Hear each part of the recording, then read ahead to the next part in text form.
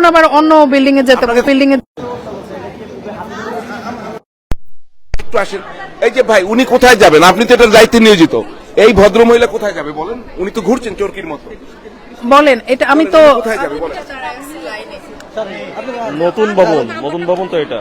তো ওখান থেকে ঠিক আছে, ওই গেটের থেকে সবাইকে এখানে পাঠাচ্ছে, এইটা বন্ধ করেন।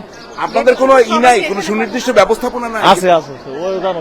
আচ্ছা, যে এই কেন্দ্রের, আমরা অন্য কেন্দ্রের খবর জানি না, এই কেন্দ্রে যেটা হয় শুরুতেই যদি ভোট, এই যেমন দেখেন এখানে যদি আমরা একটু দেখাই ছবি, দেখেন একটা হাতে একটা কাগজ নিয়ে আছেন, কিন্তু এটা তো টানানো থাকার দরকার ছিল, যে এভাবে তো খোঁজা উচিত ছিল না। এখানে আপনি যদি খেয়াল করেন এই জায়গাটা একটু দেখান, যে এগুলো তো স্পষ্ট করা উচিত ছিল এখানেই, যে আপনি দেখেন এখানে একটা কাগজ উনি হাতে নিয়ে বসে আছেন, কিন্তু এটা ভালোভাবে টানানো উচিত ছিল, এবং ওখানে ভোটাররা ঢোকার পরপরই গেট থেকে তার বোঝা উচিত ছিল যে কোন কেন্দ্রে তিনি যাবেন, কোন জায়গা থেকে তার ভোট। এত দেরি হচ্ছে কেন? আপনারা তো অনেকক্ষণ ধরে দাঁড়িয়ে আছেন, একটু কথা বলার চেষ্টা করি, দেখি তো। জি, আপনাদের তো দেরি হচ্ছে কেন ভিতরে ঢুকতে? আপনারা তো অনেকক্ষণ ধরে আছেন। এখানে এখনো জানিয়ে দেয়নি তো, আমাদের কোন রুমে যাব এটা বুঝতে সমস্যা হচ্ছে আর কি। রুমের কোনো তথ্য স্পষ্ট নাই? না স্পষ্ট ভাবে নাই, এই যে সমস্যা হচ্ছে। 15 মিনিট হয়ে গেছে ভোট, এবং আপনারা পুরোটা সময় এখানে আছেন, আমরা দেখতে পাচ্ছি। তারপরে আপনারা ঢুকতে পারছেন না কেন? এই যে এখন রুম নাম্বারটা নিয়ে আমরা ঢুকে পড়বো।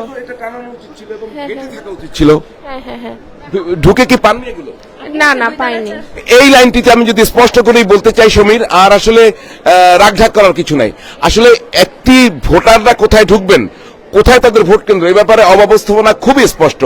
এখানে নারীরা লাইন ধরে দাঁড়িয়ে আছেন দীর্ঘ সময় ধরে, ভোট শুরু হয়েছে 15 মিনিট, এখন 1-2 জন ঢুকছেন, এবং এখানে কোনো কাগজও টানানো নেই। তারা দেখে যে বুঝবেন যে কোথায় তাদের ভোট, এবং তারা কিন্তু অনেকটা এই কেন্দ্রে যাচ্ছেন, ওই কেন্দ্রে যাচ্ছেন। এখানে সমস্যাটা কি হচ্ছে? আমরা সঠিক আচ্ছা, তাহলে আমরা প্রিজাইডিং অফিসার আমরা আরেকটু দেখি, একটু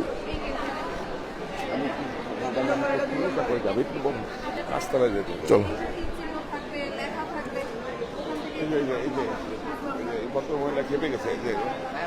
আপা কি সমস্যা হচ্ছে বলেন তো আপনার?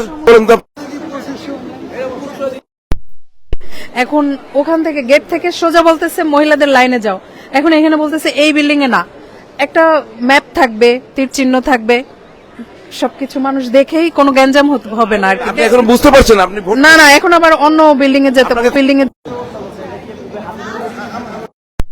একটু আসেন। এই যে ভাই, উনি কোথায় যাবেন? আপনি তো এটার দায়িত্বে নিয়োজিত। এই ভদ্র মহিলা কোথায় যাবে বলেন? উনি তো ঘুরছেন চোরকির মতো।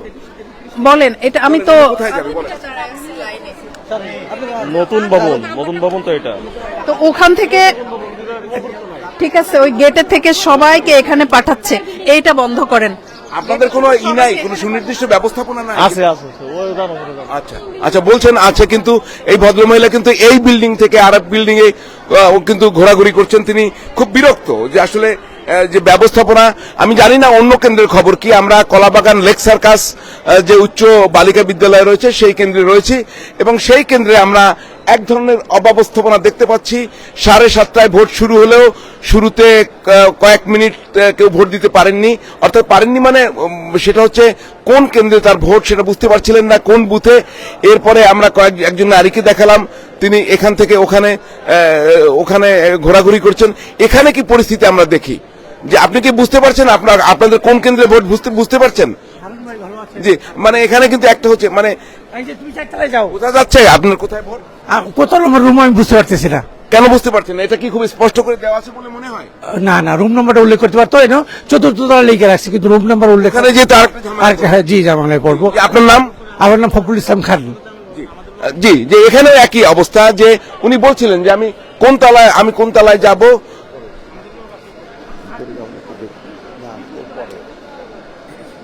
দর্শক, এরপরে কিন্তু আপনাদের আমরা আরো ভোটের বিভিন্ন বুথ এবং বিভিন্ন কেন্দ্র দেখাবো, এবং এখানে আমরা কলাবাগান লেক সার্কাসে যেটা প্রথমে এসে পেলাম, সেখানে ভোট শুরুর আগে 7:30টার আগেই লম্বা লাইন, কিন্তু তারা আগে এসেও ঠিক মতো কিন্তু যে ঢোকা সেটা পারেননি। এক ধরনের যদি ছোটখাটো বলে অব্যবস্থাপনা রয়েছে, কার ভোট কোন বুথে কোন জায়গায় বুঝতে পারছিলেন না। আমরা কয়েকজন নারী ভোটারকে দেখাচ্ছিলাম যারা এক বিল্ডিং থেকে আর এক বিল্ডিং এ যাচ্ছিলেন, তারা ঠিক সহায়তা পাচ্ছিলেন না। অন্যান্য কেন্দ্রে কি খবর আমরা জানি না, তবে আমরা নির্বাচন কমিশনের দৃষ্টি আকর্ষণ করছি এই সমস্যাগুলো যেন তারা দ্রুত কাটিয়ে ওঠেন। ডয়চে ভেলের পক্ষ থেকে এই পর্যায়ে বিদায় নিচ্ছি আমি হারুন রশিদ স্বপন, আমার সঙ্গে ছিলেন সমীর কুমার দে। শুভেচ্ছা সবাইকে, ভালো থাকবেন। আজ সারাদিনই ডয়চে ভেলের আমাদের যারা টিম রয়েছে পুরো ঢাকা শহর ঢাকার বাইরে আপনাদের নির্বাচনের আপডেট খবর জানাবে। শুভেচ্ছা সবাইকে।